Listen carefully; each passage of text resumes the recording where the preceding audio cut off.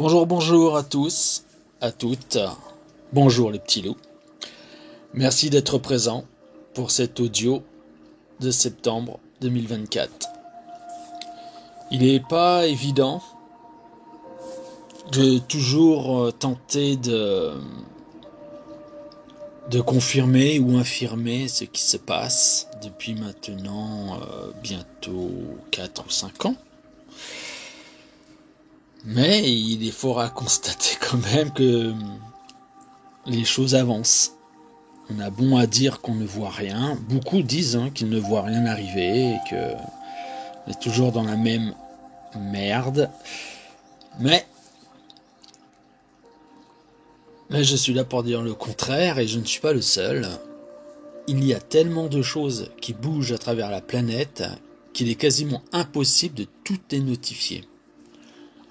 Après, bien sûr, il y a des choses mauvaises qui arrivent. Ça, de toute façon, on est dedans depuis tellement longtemps que on a toujours l'impression que ça va continuer comme ça éternellement. Même si on voit que les guerres s'arrêtent, que les conflits sont en voie de disparition, que l'humain commence à prendre conscience qu'il est temps de faire la paix avec soi-même et de s'aimer les uns les autres. Allons-nous y arriver ? Honnêtement, loin d'être bête, et oui, nous sommes loin d'être bêtes, ça va pas être possible pour tout le monde. Il y aura toujours des rageux, des énervés, des constipateurs de vie, constipés du bonheur. Ils ne veulent absolument pas que ça aille bien.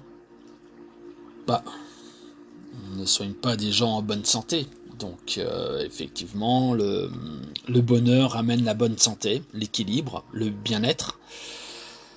Et puis ça, non, ils n'en veulent pas. Quand vous leur dites que on n'a pas besoin de guerre, on n'a pas besoin de faire de mal aux enfants, de frapper les femmes, de toujours juger son voisin sur le tout et son contraire, on n'a vraiment pas besoin de ça en fait. On vous dit beaucoup, parce que je suis encore étonné qu'il y ait encore des gens qui me disent non, c'est comme ça, c'est notre monde. Merde. Merde, mais bien sûr que non, c'est pas notre monde. Bien sûr que non. On nous le vend comme tel. Vous savez, un poison tue. On est d'accord, un poison est mortel. Et le donner comme ça à quelqu'un et vouloir le vendre, on va vous dire non, le poison il tue. Donc qu'est-ce qu'ils font en face, les gros vilains, les pas beaux, les méchants, ils font du poison quelque chose de bon. Ils lui changent le goût, l'apparence, la notion d'être, la matière, la couleur. Et puis à un moment donné, on se dit, on se rend même plus compte qu'en fait que c'est un poison. Voilà pourquoi, d'ailleurs, qu'il y a certaines bonnes âmes qui vivent seules dans la forêt et qui tentent de survivre. Et puis une fois qu'ils ont très très faim, qu'est-ce qu'ils voient ? Un petit fruit, une belle couleur émeraude, couleur un peu mauve. Souvent c'est cela, c'est même parfois un petit peu noir. Mais il brille au soleil et donne envie de le manger. Puis souvent, la tentation, vous savez, la tentation, cette fameuse tentation, est d'aller le cueillir et de manger ce petit fruit qui va couper l'appétit, la faim. Et puis c'est là que c'est là que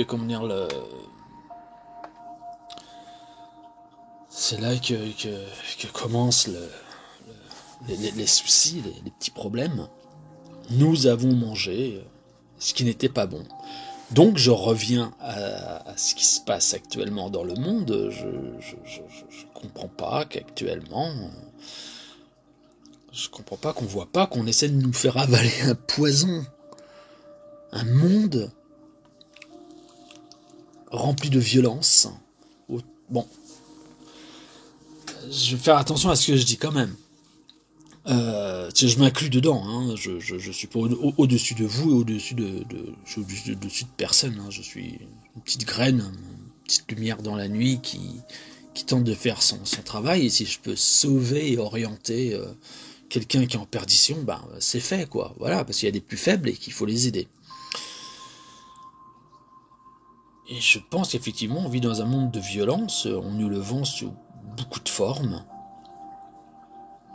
Alors, je suis pas geek à 300%, bien sûr, je passe pas ma vie devant... pas ma vie devant les jeux vidéo, mais j'aime bien, en fait...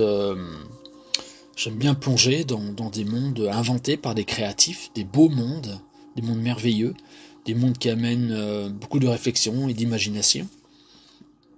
Mais, à côté de ça, j'ai eu mon quota de jeux de violence où c'était un peu la guerre, hein, on va dire. Hein, voilà, il faut tirer, il faut tuer. Bon, effectivement,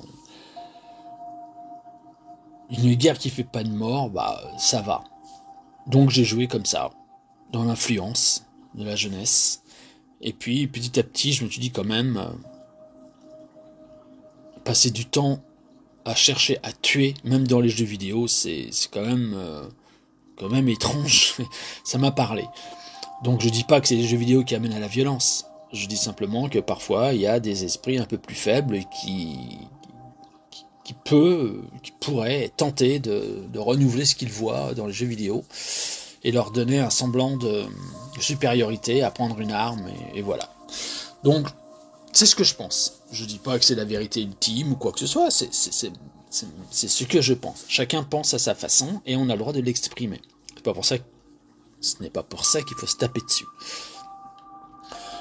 Donc voilà, on vit dans un monde de violence, c'est vendu dans jeux vidéo, cinéma, j'en parle même pas, parce que, alors ça, actuellement je cherche des petits films à regarder, des trucs sympas, franchement ça tire de partout, ça tue, ça meurt, ça...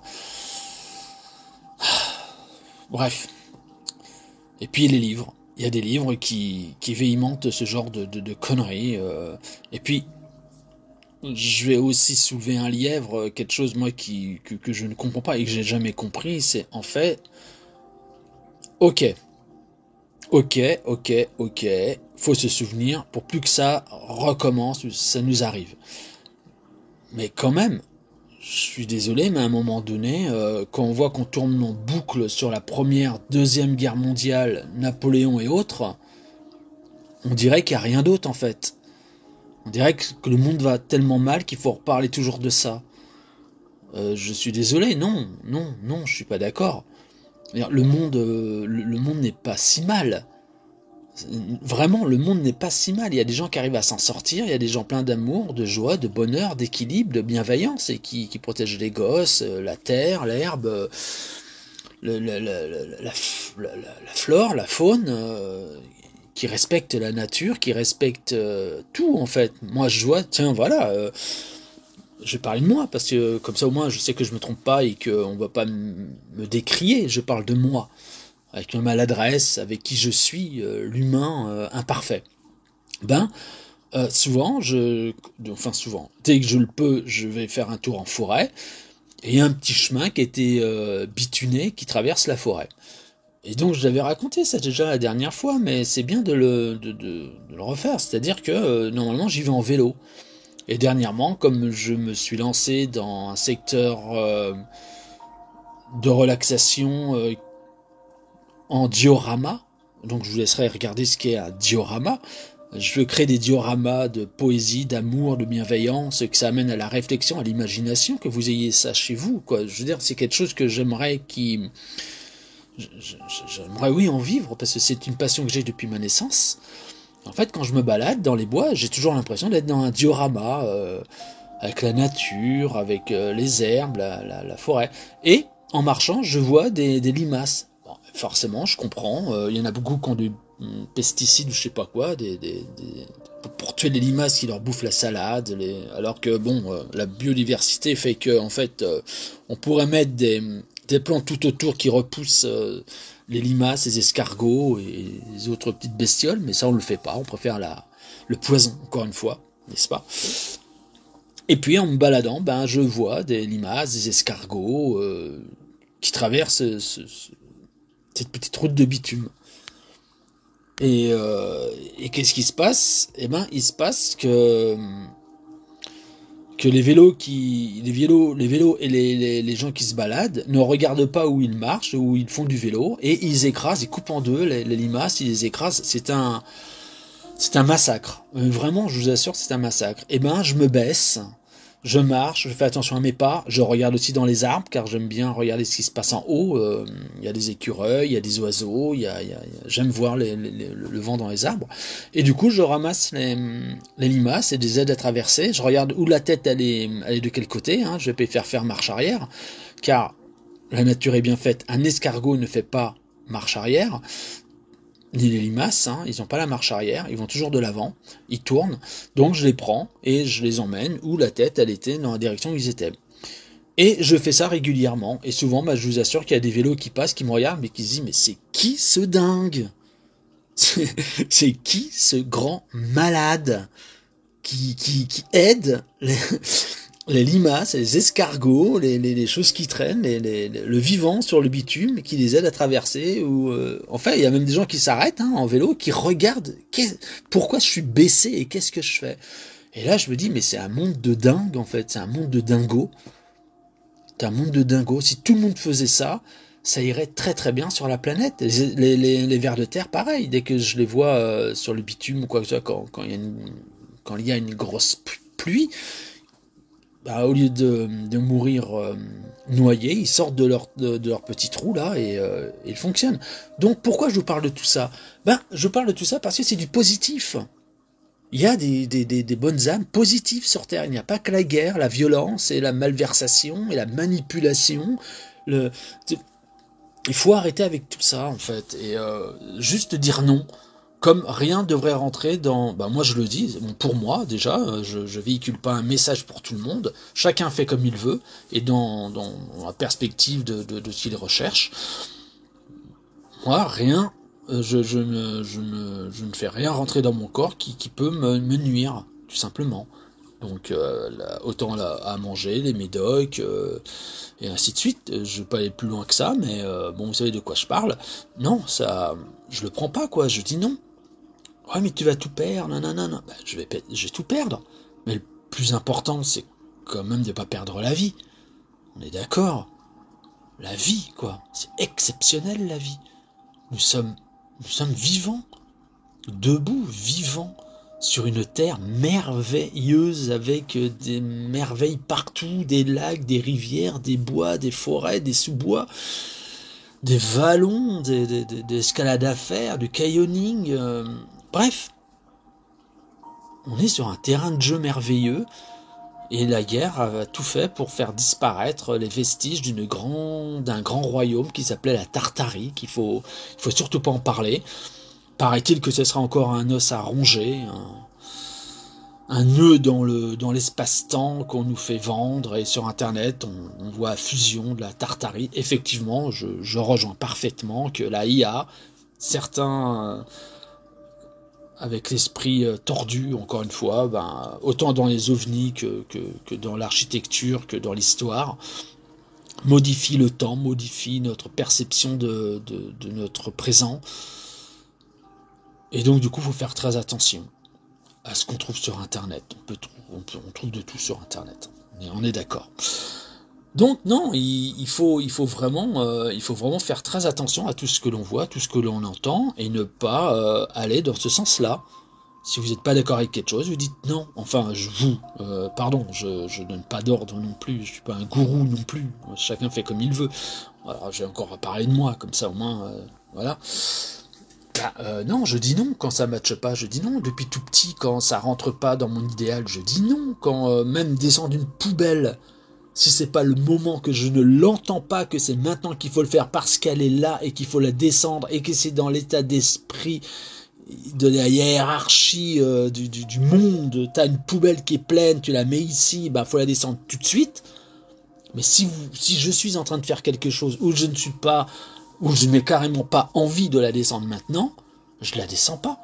Et si une tierce personne décide moi je vais la descendre, tu veux pas la descendre, je vais la descendre, et je la descends la poubelle, mais bien lui fasse, si ça lui fait plaisir. Non, ça me fait pas plaisir, mais il faut le faire. Mais non! Mais non! Encore une fois, suffit d'attendre quelques secondes ou quelques minutes où mon état d'esprit aura changé. Mais laissez-nous respirer et laissez-nous être qui nous devons être. J'ai envie de faire du tricot, je fais du tricot. J'ai envie de faire, je sais pas, d'aller courir dans les champs, bah je vais courir dans les champs. De m'allonger, de regarder les étoiles et ce dôme qui nous renvoie un peu tout ça, bah je le fais, point, voilà, c'est tout. Et puis il y a des obligations qu'on est obligé de faire, car nous sommes dans une matrice encore actuelle. Ce n'est pas exogène, anxiogène ou extragogène ou ce que je ne sais pas d'en parler. On vit dans une matrice, la matrice elle est en place depuis des milliers d'années, c'est pas d'aujourd'hui, on ne peut pas l'éradiquer du jour au lendemain. Donc ça fait mal quand on essaie de s'extraire de cette matrice, ça fait mal, parce que c'est de quitter son emploi, c'est de vivre une autre vie, de changer les habitudes, de changer une façon de se vêtir, de repenser notre vie différemment. Ben, c'est pas facile, et plus le temps passe, et plus c'est difficile.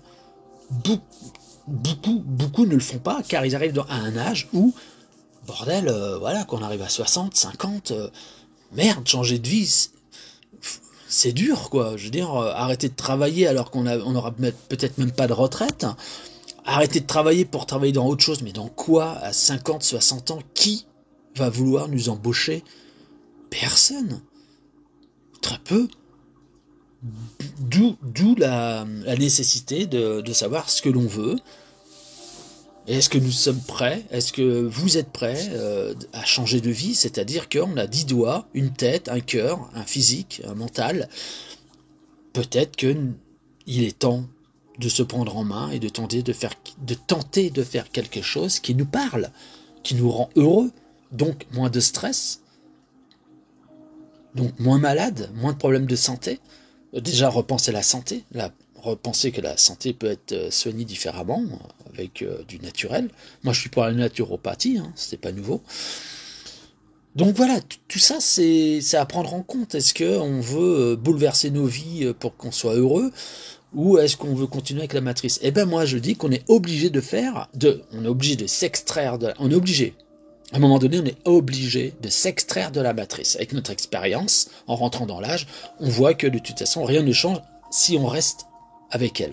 Donc, c'est de s'extraire de la matrice, mais de vivre en marge avec elle. Elle nous doit un dû. Et vous allez voir que dans un futur très proche, on va nous rembourser tout ce que l'on a donné, et nos arrière-grands-pères et tout ça, ce qu'on donnait, de toute façon, il faut redonner. On nous a spoilé, volé, donc non. Donc la matrice, elle est là que pour récupérer du fric et nous donner une certaine liberté qu'on pense avoir mais qu'on n'a pas. Vous pouvez aller là, mais quand elle décide que vous ne devez pas aller à un endroit, eh ben vous n'y allez pas parce que il y a les ordres donnés à des groupes qui viennent vous verbaliser. Vous vous rappelez des 135, hein? 135 à tout va. Vous baladiez dans un lieu et ils cherchaient la petite bête, ceux qui allaient se balader sur les plages, en forêt, en montagne. 135, hein, l'année 135, hein, bah oui, 135 bien sûr. Donc il n'est pas évident de changer de vie, mais on peut le faire. Mais je suis bien placé pour vous dire parce que je l'ai fait, je peux vous dire qu'on vit difficilement, même surtout quand vous avez des enfants, quand vous avez une famille. En tout cas, vous vivez difficilement.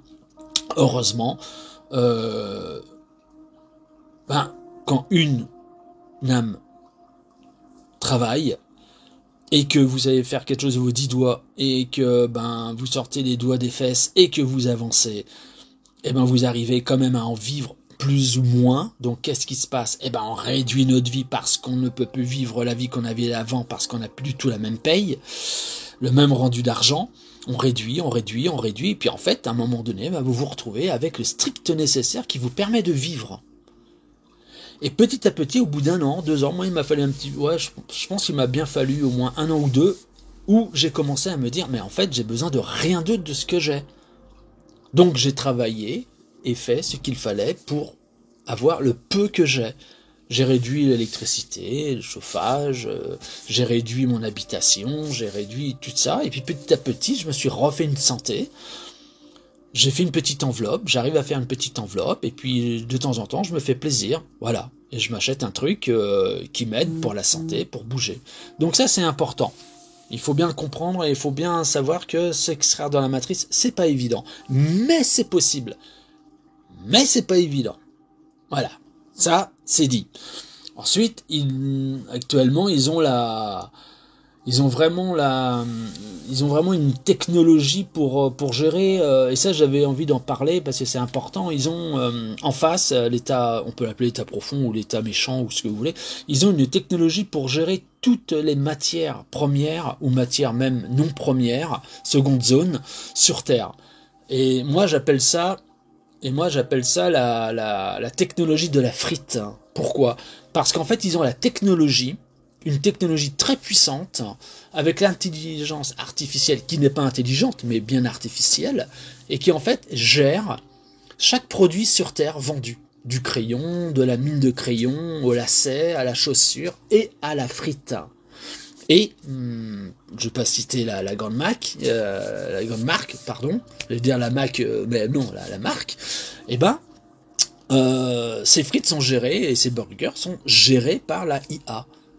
Et donc, quand vous allez dans ce genre de choses, entre guillemets, ils appellent ça un restaurant, mais il faut débarrasser sa table et ainsi de suite. Donc voilà quoi. Bref. Et quand vous mangez et que vous prenez une frite, elle est déduite directement par la matrice, c'est-à-dire par la IA.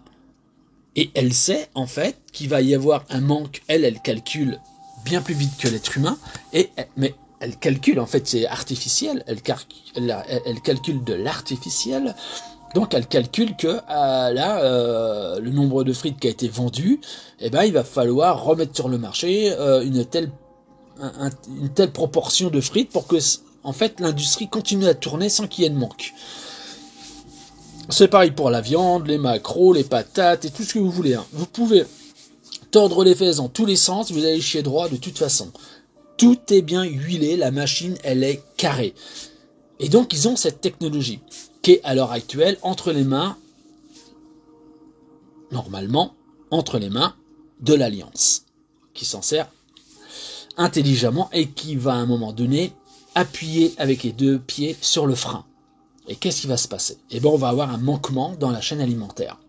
Mais ils ont prévu un autre plan qui va intervenir là-dedans, et donc les agriculteurs, les maraîchers, les exploitants de la terre, vont commencer à retravailler la terre intelligemment, avec de la technologie. Faut pas croire qu'on va faire un retour en arrière de 150 ans, toujours avec la même technologie, mais par contre, il y aura moins de pesticides, moins de choses comme ça, et on va leur apprendre en fait à régénérer la terre naturellement avec du quantique, avec l'aide de la quantique. Donc tout ça est en train d'arriver. Ça, c'est une certitude. Bon, Trump a serré la main à un Kennedy, et vous avez compris qu'en fait, tout est en train de changer à l'heure actuelle. Et puis ensuite, j'ai envie de vous parler de prendre soin de notre véhicule qui est loin d'être parfait, soit, mais loin d'être imparfait non plus. Si vous vous en servez bien et que vous l'exploitez correctement, croyez-moi, on a une machine qui est vraiment pointue et à la pointe de l'univers. Donc on ne fait qu'un.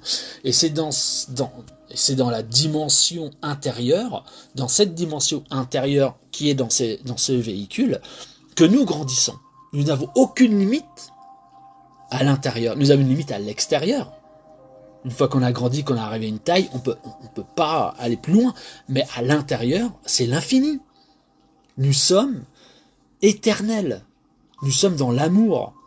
Nous sommes dans la sagesse. Nous avons été jeunes, nous avons été un peu zinzin, on a fait les foufous, les 400 coups. C'est la jeunesse, c'est l'expérience. C'est comme ça. Bon, il y en a qui sont tombés dans les drogues, l'alcool, la malversation, le truc comme ça. Mais bon, ça, après, c'est leur chemin de vie. Vous voyez ? Mais j'ai des exemples autour de moi de gens qui ont connu mais quand je dis connu la misère, ont connu la misère de chez misère. Ils ne sont pas tombés dans l'alcool, ni dans la drogue. Ils n'ont pas volé, ils sont bien. Ils ont trouvé un petit boulot, puis un autre, puis après ils sont tombés amoureux, puis ils ont eu un enfant, puis ils sont restés ensemble. Et je les connais, ils vont bien. On est capable. Mais on nous a vendu un monde de dingue.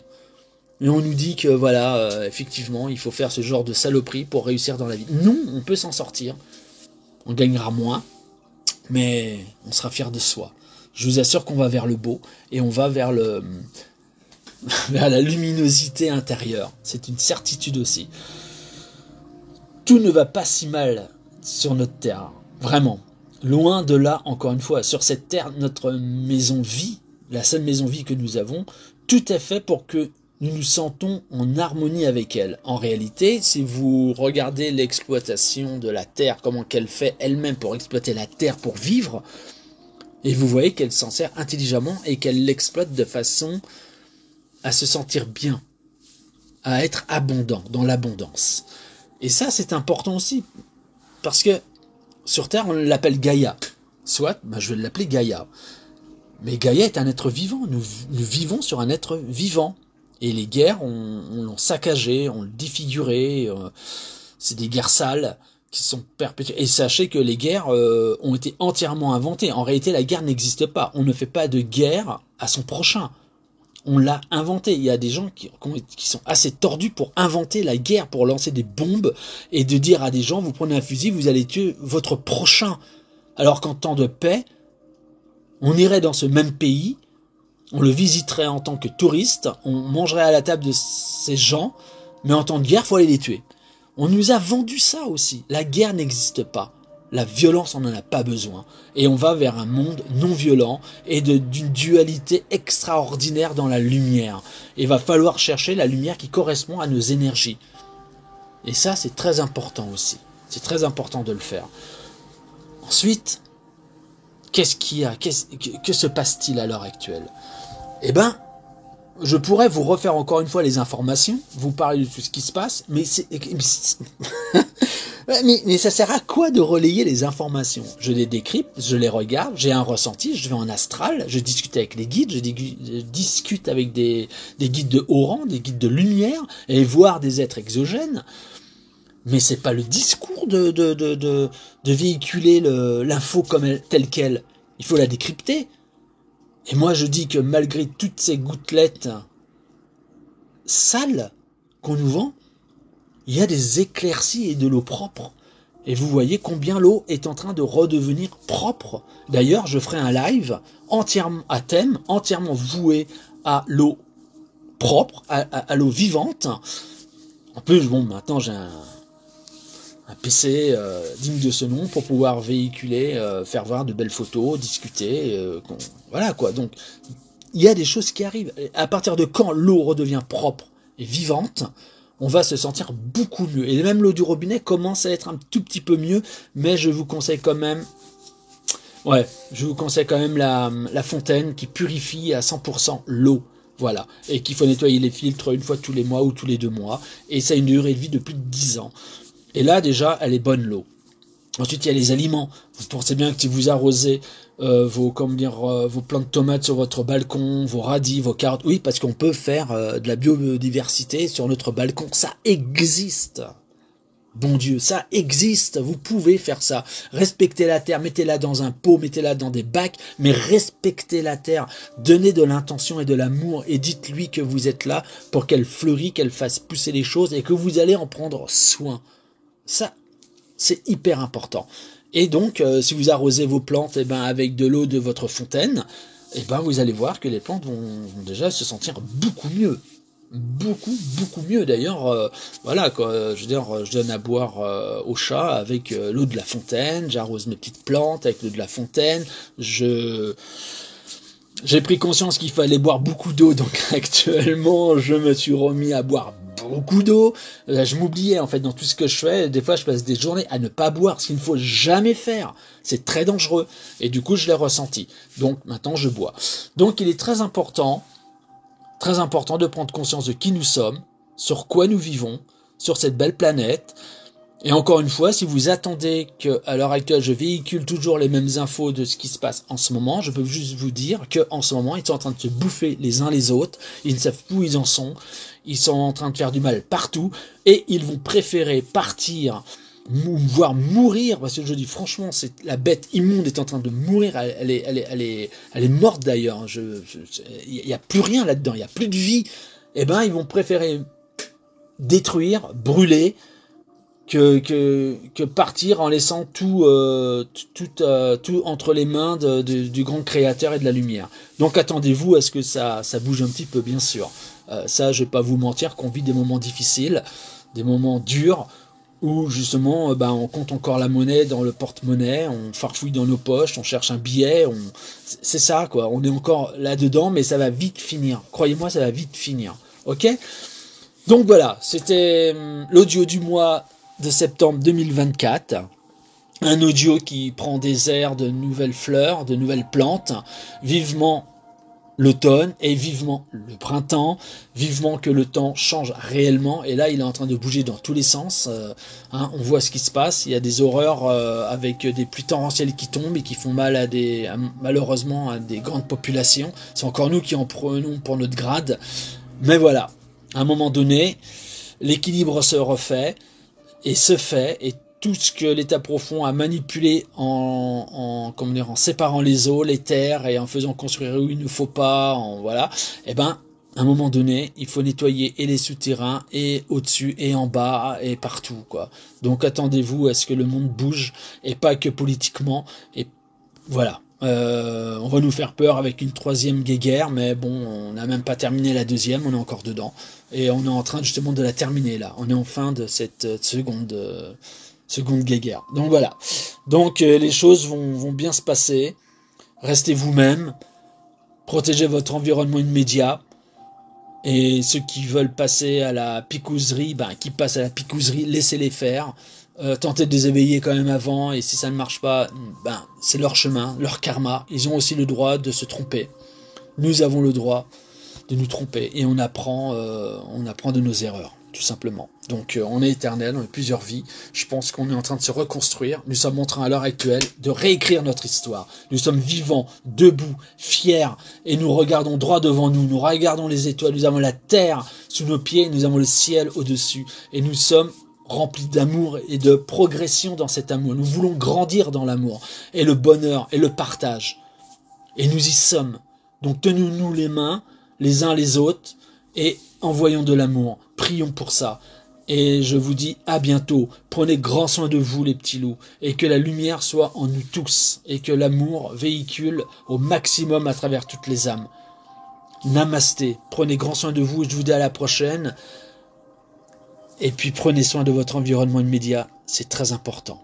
Namasté les petits loups. Au revoir.